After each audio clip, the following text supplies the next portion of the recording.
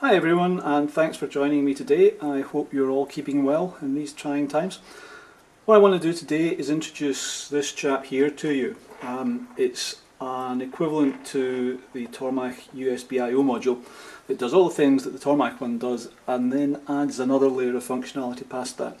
So in addition to showing you it, I want you to see it doing what the Tormach one does, then show you it doing the things that the Tormach one can't do, hopefully convince you that that's useful, and finally to demonstrate how you set it up to do these things and convince you that it's easy enough that anybody could do it. So firstly, what I have here is just a laptop running a perfectly standard PathPilot installation. It's running in sim mode since I don't actually have a mill in my office. You plug in the USB cable to any available USB socket. You go to PathPilot settings page and you click the USB I/O kit. And that's it. As soon as you've done that, the status page acquires this little panel here, which allows you to test the outputs.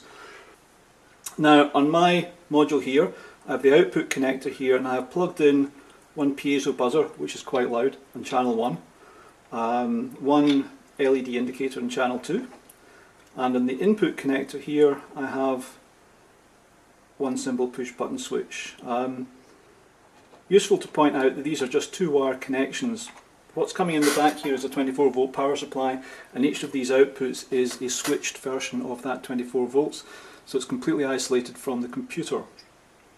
So if I want to test it out, I can on the screen I can click output 1, and there's my buzzer. It's sitting face down because it really is very loud. If I click on output 2, you will see the indicator light comes on. That's fine.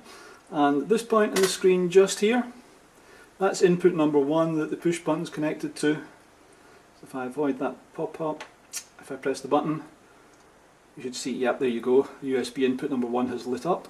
If I release it, it goes off. Okay, so that's my USB I/O module doing exactly what the PathPilot one would do. So you can control it by using M64 and M65 to turn the outputs on and off, and M66 to wait on the inputs. But that's as far as PathPilot goes. So I'll stop the video at this point and reconfigure it to show you the smart stuff. Okay, welcome back. That's a very short break to reconfigure the I/O module. Technically what I've effectively done is separated the commands from PathPilot from the actual outputs, and in between the two inserted something that's quite closely related to a PLC, programmable logic controller, which means that the relationship between the buttons here and the outputs here can now be arbitrarily complicated. So what on earth does that mean in practice, and why would you want to do it? Well, let me show you. This is a particular application I have in mind.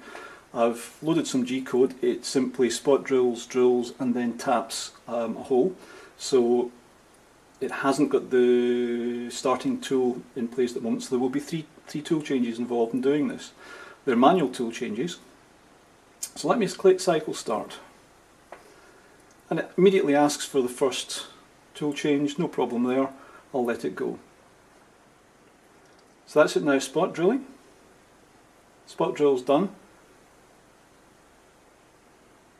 And we ask for the second tool change. Now let's assume this time that I'm 20 feet away and haven't been watching. 5 seconds in this case after the tool change is due, an alarm comes on to get my attention. If I'd been here soon enough, as it was the first time, no alarm. If I press cycle start to carry on, the alarm goes off.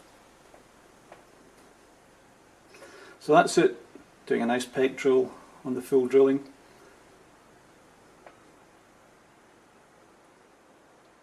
And then asks for the tap. Let's again assume that I'm not watching what's going on, and perhaps I've gone next door to make a cup of coffee. The alarm's now gone off. My co-workers are getting a bit annoyed about it, and they'd like it to be quiet. So they can take the input button, press the button, turn the alarm off, but the machine is still waiting on the tool change. When I come back, they give me a good talking to and tell me not to do that again.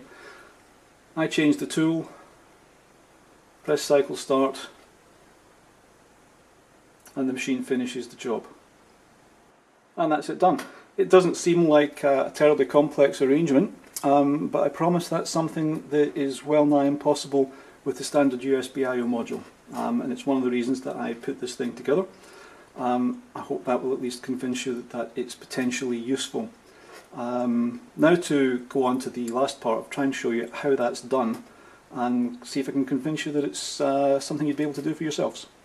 So, how exactly do you persuade Fusion and PathPilot to cooperate, as in the clip we just showed? Well, it starts in Fusion. There's a modification made to the post processor. So we're looking at the model that I actually used to generate that test program. What's selected at the moment is 2 drilling cycles and a tapping cycle. It's a spot drill, then the tapping size drill, then the tap. If I ask it to post-process that, the new version of the post-processor has a small section with some new parameters. There they are, just there. They all start I/O. And it allows us to pick a number of things that happen within a program that we'd like the I/O to respond to. And what I've done here is said, if there's a tool change in progress, then set board 1, output 1.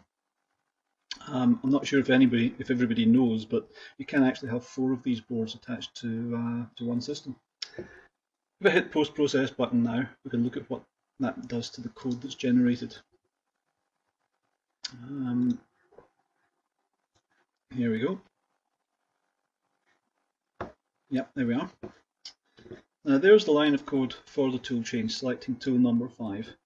And in the line above it you see M64P0, which turns output 1 off. And in the line following you see M65P0, which turns the output back off again. So during the tool change, board 1, output 1 is turned on. The rest of the time it's turned off. If you go down to the second operation, you see the same thing again. There's the switch to tool 143, that's a 4.3mm drill, that's the tap size for M5. And again, before it the output's turned on, after it the output's turned off. And the final op, the tapping op itself, again, tool 205 is my M5 tap, and before it the output's turned on, after it the output's turned off. Now if you ran that with just the standard Tormach USB I/O module, what would happen is the alarms would turn on at every tool change, whether the operator was there or not, and you wouldn't be able to turn them off if the operator wasn't there, and it would get pretty old pretty quickly. So that's when you need to be able to configure the way in which the I/O board works. So let's have a look at that next. This is the I/O module configuration app. Now I have my I/O module plugged into this computer. It's a PC. I'm afraid I don't have a version of this to run on Macintosh. All I have to do is select the COM port. COM3 is my USB board, it's the only COM port on this machine, and hit connect. And within a couple of seconds we have the product ID, which lists this current board ID at the end here. This is one of the things that PathPilot needs to know. What is the ID of this board? On a genuine Tormach board, you set that by adjusting a little rotary switch on the PCB. With mine, you simply type the board ID you want, change it to board 3, and hit set ID, and that's it done. It now says 3. The rest of the magic comes from these buttons up here. With standard I/O pressed, the board now behaves exactly like the standard Tormach USB I/O module. But if I press user I/O, the board's operation has changed, and it now runs code supplied by the user to link the requests coming in from PathPilot to the actual physical inputs and outputs. To do that, well, this button here will copy onto the clipboard a standard template, which you then modify. So if I hit that, bring back my favourite editor Notepad++, create a new document and paste that information into it. One of the nice things about this editor, the reason I use it, is it has a language setting which allows us to pick Forth as the operating language, and it does some syntax highlighting for us that helps it make it a little bit more readable. The green parts are just comments, but this red bit marks out the definition of a word. User I/O worker, this is in any other programming language a function that's being called regularly to implement the logic, and I've supplied at the moment 3 standard things it can do, one of which is monitoring an automatic tool changer, or manual tool changes for that matter. And if I remove the comment, that turns on the function that we've just seen working. Up at the top of this module, the rest of the sections and comments are all to do with configuring it. So request 1 there is the information coming in from PathPilot asking us to turn an output on. So because we selected board 1, output 1 from Fusion 360, that information will turn up in this variable called request 1. If we'd selected output 2, it would have been in request 2, similarly for outputs 3 and 4. And what this line says is use request 1 as being the ATC request, the signal that there's a tool changing process.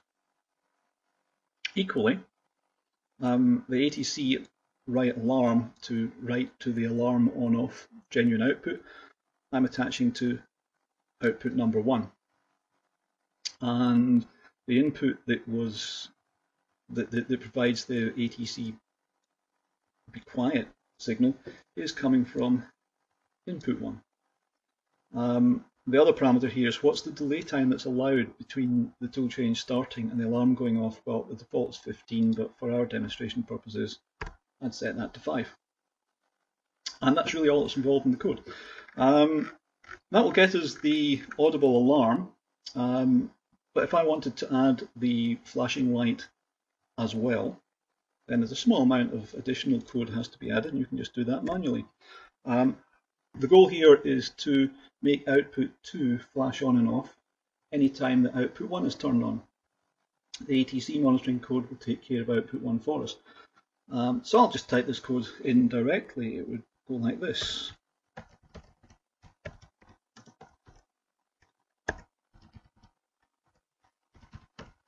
Now, like everything else in Forth, if statements are sort of backwards compared to everybody else. So what goes in this bit, what it's doing is read the current state of output 1. If it's turned on, execute the code that's in there. If it's turned off, execute the code that's set there. So if it's turned off, I want to clear output 2. If it's turned on, then it's really quite simple. We want to toggle the state of output 2, so we read the current state of output 2, invert it, and then write the result to output 2. And that's really all there is to it. So that was the customized code that I ran. I can save that to a file. Let's see what we call it. Then we'll get rid of this editor for the moment, switch back to the configurator, and all we have to do then is pick that file and send it